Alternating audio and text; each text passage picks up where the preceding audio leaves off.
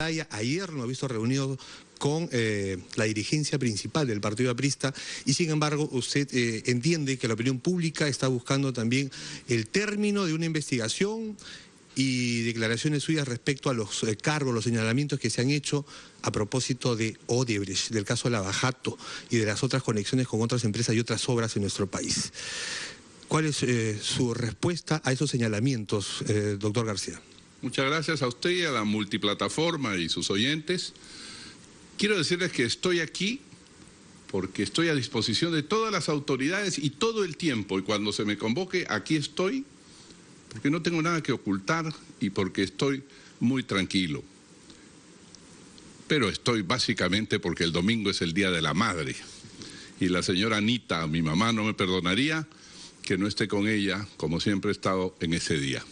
Respecto al tema Odebrecht que usted pregunta, es un escándalo inmenso, es un escándalo terrible.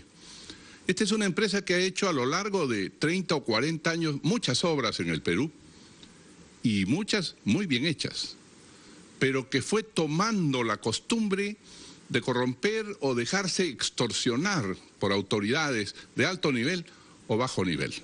Pero ¿cuáles son los hechos? Sabemos por declaraciones de Odebrecht que en un hotel el señor Toledo y un grupo de nacionalidad israelí le pidió 35 millones por la interoceánica y terminaron pactando en 20 que depositaron, y eso es Ecoteva. Un hecho. Otro hecho es que el señor Odebrecht ha dicho: yo he dado 3 millones a Humala en la campaña y además en las agendas aparece muchas otras cantidades que seguramente la investigación determinará. En cuanto a mí, y esto hay que ser clarísimo, no tengo nadie que haya dicho jamás o que haya hecho una mención, nadie se ha atrevido a decir yo le he entregado algo a Alan García. Esto es lo primero que hay que aclarar. Ahora bien. Sin embargo, si me permite, en efecto, al medio de esas dos administraciones, entre Alejandro Toledo y Ollanta Humala está su administración y hay un grupo de obras que están bajo investigación. Pero tienen que hacerlo. Evidentemente tienen que ser investigadas porque se ha descubierto cuál era la forma de actuar de la empresa. Aparecen funcionarios menores, un viceministro que pide dinero, pero los crímenes y los delitos son personales. Cada persona responde por su conciencia. Y si hay un felón, un fascineroso, que pide dinero, o un empleado de menor nivel para pasar los papeles, que sea sancionado.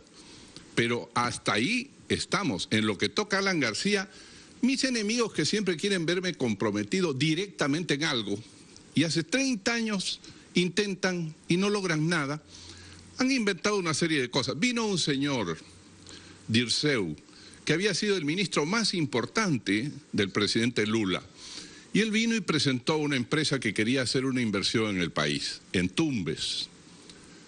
Y entonces dijeron, aquí está la clave. García se reunió con Dirceu y esa empresa tiene que haberle dado algo.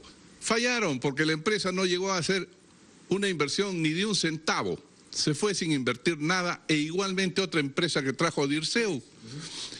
Y como ha explicado muy bien la actual vicepresidenta Arauz, nosotros no teníamos nada que ver en los negocios que pudiera hacer ese señor Dirceu, que trataba directamente con los gobiernos regionales, pero no hizo nada. A los peruanos ahora se nos ha dado por la suspicacia. Le hemos aprendido a la mala. La hemos aprendido a la mala porque preferíamos otorgar siempre el beneficio de la duda, pero terminamos viendo cómo uno a uno caían. Y la gente en la calle y quienes lo acusan, lo señalan, sus adversarios políticos, algunos periodistas de investigación, que dicen, pero ¿cómo es que siempre termina bien librado el señor Alan García? Sus ministros, sus viceministros terminan inmolándose por él. Esa es la figura. ¿Cómo se siente respecto precisamente, y ya no a la investigación judicial, que no existe en su caso, que simplemente es una investigación preliminar en fiscalía, porque no hay pruebas, respecto a esa cuestión popular que lo señala también, a ese apuntalamiento que se ha hecho de esa figura? Alan García también. Yo se lo explico. Esa es la suspicacia que se convierte en acusación gratuita y que los medios repiten también irresponsablemente. Entonces la gente dice, lo han acusado de esto, los adversarios. Jamás un empresario, jamás nadie ha dicho, aquí está una cuenta, que me saquen una cuenta corriente como a Toledo, un Ecoteva, que me saquen una entrega de dinero como se la han dado a Humala. No. Siempre lo repiten y lo repiten. ¿Sabe por qué? Porque tengo adversarios a los cuales he derrotado 2 veces en 30 años y nunca entenderán que yo no necesito más que la riqueza espiritual de ser encarnación del Perú como presidente, que ese es el honor más grande que puede tener un ser humano. ¿De qué le sirven 4 monedas si tiene ese honor? Y de pronto ese celo es porque ven la posibilidad de nuevamente Alan García candidato. De pronto el no diga eso porque entonces se va a redoblar la persecución. Ellos dicen, este hombre puede reconstruirse. Yo he dicho claramente la noche de las elecciones, yo le agradezco al Perú infinitamente y le debo todo lo que tengo en mi corazón por haberme dado la oportunidad de representarlo 2 veces. Eso es inmenso. Pero esa estrella que atraía a multitudes y que podía ser escuchado por el país, se apagó porque el tiempo pasa. Yo lo entiendo. Yo no soy... ¿La estrella se ha apagado, doctor García? La mía sí. La estrella del APRA no. Volverá a brillar. Lo auguro y lo anuncio. Pero Alan García, bueno, ya cumplió 2 veces. Una vez llevé a la Prisma tras 55 años de no haber llegado al poder y la otra después de una dictadura feroz. No se olvide que esa dictadura fue la que usando todo el poder y el poder judicial nombrado por ella al día siguiente del golpe, intentó criminalizarme, satanizarme. Volví y los derroté. Y sin embargo, el presidente Pedro Pablo Kuczynski acaba de plantear, justamente para salir de esta situación difícil en la que nos encontramos los peruanos, planteó hace poco voltear la página. ¿Usted estuvo de acuerdo? ¿Está de acuerdo todavía? Yo estoy de acuerdo en la medida en que sepamos a qué llamamos voltear la página, ¿no? Por ejemplo, esta mañana me preguntaba un colega periodista suyo, ¿y usted qué opina de esto que se ha discutido, que el presidente Kuczynski puso sobre la mesa? El indulto a Alberto Fujimori. El indulto a Alberto Fujimori. Señor, mi casa fue asaltada por 200 soldados, mis hijos secuestrados, no lo denuncié. Tuve que vivir fuera acusado por un poder judicial espurio y nombrado a dedo por la dictadura. Volví y lo derroté y lo vi llegar preso. Ha sido sentenciado. Pero cuando veo esos tweets dramáticos, yo soy un cristiano, yo tengo, no sé qué pensará la gente de mí, ya poco me interesa, pero lo que yo siento es que no hay que abandonar nunca la piedad por el que está en situación pésima. Y me dio la impresión que este hombre está, después de 11 años de prisión, porque comenzó en Chile su prisión, después de haber sido flagelado y castigado, lo veo mayor, aproximándose a los 80 años, enfermo porque sabemos que tiene un cáncer desde hace tiempo y los males de la edad, cualquiera que tiene su familiar mayor sabe lo que es los males de la edad. Entonces digo, tal vez ya llegó el momento en que el presidente Kuczynski considere que las condiciones ya se dan por edad, por enfermedad, por carcelería ya sufrida, para darle un indulto humanitario a esta persona. Yo no creo que va a salir a dar un golpe de Estado. Yo no creo que va a salir a perseguir a los peruanos. Sus ministros han dicho, eso no se puede. Que el agua del Congreso había una ley y el Congreso que domina el fujimorismo ha dicho, nosotros nos vamos a dar una ley con nombre propio. Es que se están lavando las manos todos. ¿Están jugando ping-pong, ajedrez con el señor Fujimori? Tienen temor porque hay una mitad del país que quiere que salga y otra mitad del país que quiere que no salga. Y entonces tienen temor de tomar una decisión o dar una idea. Mire, como yo estoy fuera de la política y de las aspiraciones de ganar votos y de caerle bien a la gente, yo lo que digo es lo que pienso. Y siendo el más perseguido, porque a nadie.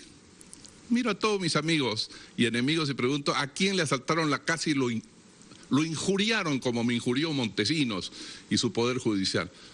Pero yo soy un ser humano y entonces digo, no se laven las manos, tomen una decisión.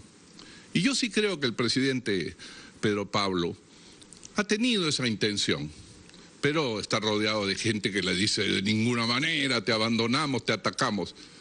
En la vida y en la historia hay que tomar a veces una decisión, porque le digo una cosa, No es que yo sea fujimorista, estoy lo más lejos posible de ser fujimorista. Han ofendido. Cuando mi padre murió, se enterró solo, porque yo no pude ni entrar con un permiso de 24 horas que el presidente de Francia le pidió a Fujimori y no se lo dio. Y a pesar de esas heridas del alma, yo no puedo vivir de rencores y de odios. Yo creo, además, por esa opción política ha votado exactamente la mitad del Perú.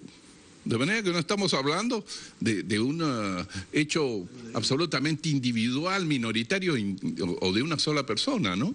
Ahora, doctor García, quería revisar también con usted rápidamente un tema. En su primer gobierno, al margen de lo económico, tuvimos, y nos acompañó en la década de los 90 también, el gravísimo problema del terrorismo. Pero es la peor herencia. Y ahora mismo vemos cómo lo que decían eran remanentes, otros dicen que es el nuevo rostro de Sendero, pasea por las calles de Lima. Se construye un panteón y empieza a captar jóvenes en provincias. El ministro dice que eso está controlado, que eso no es un problema. No, sí es un problema inmenso. Es un problema enorme. Mire usted lo que llaman Estado Islámico en Europa, cómo capta juventud. Y juventud europea. ¿Y por qué la capta? Porque comienza el desempleo. Yo llamo la atención a radioprogramas, a los periodistas y al Perú sobre una cosa. Nos distraemos con Odebrecht, muy bien, hay que investigar.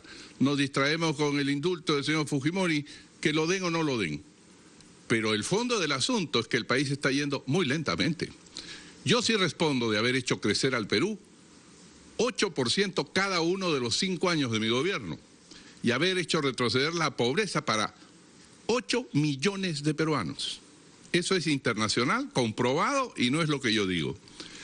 Cuando el país en la época de Humala comienza a bajar su velocidad, entonces comienza a crecer el desempleo. A ver, pregunte usted si no hay una familia que ya tiene un primo, que tiene un amigo, que ya está perdiendo el empleo y que no encuentra empleo. En ese clima, el muchacho, el joven, el desesperado, ve cualquier alternativa. O sea, lo primero que tiene que hacer un gobierno es poner la luz al final del túnel y hacer crecer en grande el Perú. Y se acabó Sendero, se acabó. Pero ¿cuándo? Por efecto de los 5 años de Humala, y todavía no corregimos eso, comienza a verse que va decreciendo la economía y el empleo. Entonces estos aprovechan, los que han quedado allí, los senderistas haciendo panteones. Eso debía destruirlo la autoridad. Y doctor García, para culminar esta conversación, insisto, ¿qué le podría decir, qué le tiene, si es que desea usted decirle algo, a ese número grande de peruanos que no termina de creerle? ¿Qué duda de usted? Bueno, que no sigan a mis enemigos, que no repitan lo que dicen mis enemigos. Mire usted, último ejemplo. Como no tiene nada que decir porque Odebrecht no ha dicho yo le di 20 millones ni nada, jamás podrán decirlo. Porque no soy de eso, no entienden lo que es la historia, no tienen partido atrás. Mi padre estuvo en la cárcel 8 años y me debo a eso. Entonces inventan cosas. En un documento, este es el documento original de la Policía Federal brasilera, aparece en una especie de agendas un AG, dice sí. AG. Yo me di el trabajo de leer todo el documento, que se lo puedo entregar. Sí. Y allí aparecen en Angola, África, en Panamá, en Venezuela, en el propio Brasil, AG, en todas partes. ¿Qué cosa? ¿Yo estuve ahí? No. Ahí está AG. Pero el fiscal Castro viaja la próxima semana a Brasil. Excelente. ¿No va a descubrir nada? ¿Pero qué puede descubrir si le estoy diciendo en este momento? Lo que había que descubrirse, el 90% ya lo descubrieron. ¿Quién dijo que le pagó a Toledo? ¿Quién dijo que le pagó mal? El señor Odebrecht, y todo eso ya trascendió. De manera que lo último que puedo decirle a mis amigos es, van a escuchar muchas cosas, pero vayan a las pruebas. Lo que se dice de García, vayan a las pruebas. Y eso es simplemente que sintieron que fueron derrotados 2 veces en la historia y les da mucha cólera, especialmente a algunos. Los que apoyaron a Toledo contra mí, los que apoyaron a Humala contra mí. Y ahora, estaban apoyando, ¿qué es lo que estaban apoyando? A ver, mire lo que pasa con estos dos. Y ahora los apristas aquí van a apoyar, si no está Alan García, y ya se fue Enrique Cornejo, peleado con los apristas porque lo señalaron a él también como posible involucrado en este tema de la corrupción. Bueno, yo creo que el partido tiene un conjunto de gente experimentada. Piense usted Mulder del Castillo, Javier Velázquez, Mercedes Cabanillas, jóvenes menores como Javier Barreda, etcétera, Omar Quesada. Pero alrededor de ellos hay mucha gente muy buena. En el APRA, como es escuela, como enseña libros, ¿qué libros tienen otros partidos? Si tenemos nosotros cantidad de libros escritos por Aya de la Torre, Economía de Cox, inclusive yo he colaborado con libros escritos. La gente sabe de su historia, la gente sabe de su ideología, de su programa, y entonces allí se nutren jóvenes que poco a poco van llegando. El APRA volverá, eso le garantizo. No a través de Alan García, yo ya cumplí, pero volverá. Aprovecho y vamos al panorama internacional. Usted ha citado libros, usted se proyecta. No tiene visiones políticas en nuestro país, pero por supuesto que mira lo que pasa, por ejemplo, en Venezuela. El presidente y la Cancillería peruana están haciendo todo lo que pueden hacer. Latinoamérica está haciendo todo lo que puede en estos momentos críticos, en esas horas difíciles para Venezuela. Yo reconozco al César lo que es el César. Este gobierno, que no le debe nada como Humala a Chávez, que le pagó dinero en la campaña en la que compitió conmigo y en la campaña posterior. Este gobierno sí está haciendo las cosas mucho mejor. Y yo saludo al presidente Kuczynski y saludo al canciller Luna. Muy bien, ellos han empujado a otros países de América Latina a condenar y a sitiar políticamente a Venezuela. Allí hay una dictadura corrupta. Se han rifado, se han repartido cientos de miles de millones. Ese es un país que ha vendido 1.300.000 millones de dólares en petróleo desde que entró Chávez, y no queda nada de eso, y ahora hay más pobreza y no hay obra. ¿Qué han hecho con ese dinero? Dictadura corrupta, dictadura hambreadora. El país más rico de América en recursos naturales es ahora el país que tiene mayor pobreza y mayor inflación. Y entonces la gente ya inició la insubordinación civil con sus voces y en las calles. Hay que apoyar. Hoy día viene el señor presidente de la Asamblea Nacional de Venezuela, elegida por el pueblo. Tenemos que respaldar eso y condenar la dictadura corrupta de Maduro. En Estados Unidos está Donald Trump. Algunos quisieron ver una similitud con la posibilidad de Marine Le Pen en Francia. Y usted, sin embargo, acaba de publicar un artículo, he leído algo suyo respecto a que más bien se felicita usted por la victoria de Macron. ¿Es que usted no ve bien a Trump en los Estados Unidos? No, el señor Trump finalmente es la expresión de la mayoría en los Estados Unidos. Y eso hay que respetarlo. Yo no creo que nada de lo que él propone logre hacerse. Porque ese es un país tan democrático, lo es, admirable, que tiene controles, contrapesos en los estados, en el poder judicial, en el Congreso, dentro de cada partido, que estabiliza. Y cada vez que el señor Trump, que tiene ideas a veces un poco fuera de la realidad, decide hacer cosas, lo controlan todos los demás. Yo creo que Estados Unidos es una realidad que está mucho más allá que Trump. Trump pasará y nada sucederá en los Estados Unidos.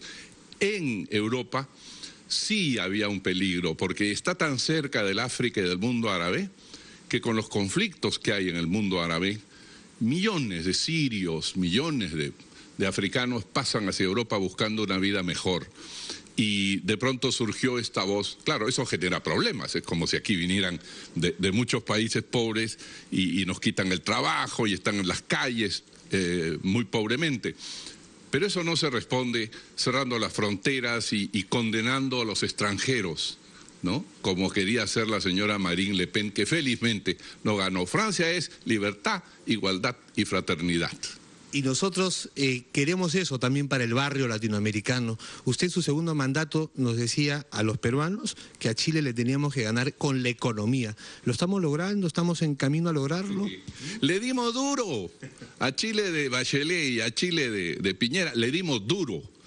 Y demostramos que ellos podrán haber tenido suerte en la historia y en otras cosas, pero que somos más inteligentes que los chilenos. Así, ese orgullo tengo yo. ¿Sabe por qué? ¿Sabe por qué tengo orgullo? Ego colosal. Como eso, dice que tiene un ego colosal. ¿Por qué? Primero, porque el que tiene un ego colosal no recibe propinitas ni pide plata a nadie. Pero en segundo lugar, porque sabe de dónde viene. La madre patria de Sudamérica es el Perú. ¿De dónde salieron Bolivia, Chile, Argentina, Ecuador, Colombia? Del Perú. Así se llamaba primero toda Sudamérica. El Perú y el Imperio Brasilero. Pero el Perú. Y yo siempre dije, nosotros podemos ganarle a Chile. Lo hacen bien, lo han hecho bien, porque tienen un nivel de vida y de inversión. Le ganamos. Cada año, mientras el Perú crecía 8%, Chile crecía 4%. Y nos miran con cólera. Al año siguiente, otra vez, 8, 4. Le dimos duro, nos trajimos capitales de todo el mundo, crecimos en empleo y en reducción de pobreza mucho más que ellos. Pero la coyuntura ahora es otra, ¿no? No, la coyuntura es que elegimos a un señor que no sabía para qué estaba siendo elegido, pues ese señor comandante Humala. Ni tenía idea de para qué estaba siendo elegido y paró esto. Señor, si hubiéramos seguido a la misma velocidad del 2006-2011, lo hubiéramos continuado del 2011 al 2016, otro gallo cantaría en el Perú y tendríamos muchísima menos pobreza y muchísimo más empleo. Muy bien, muchísimas gracias, doctor García. Muchas gracias a usted, señor Gómez. Gracias. Volvemos a estudios.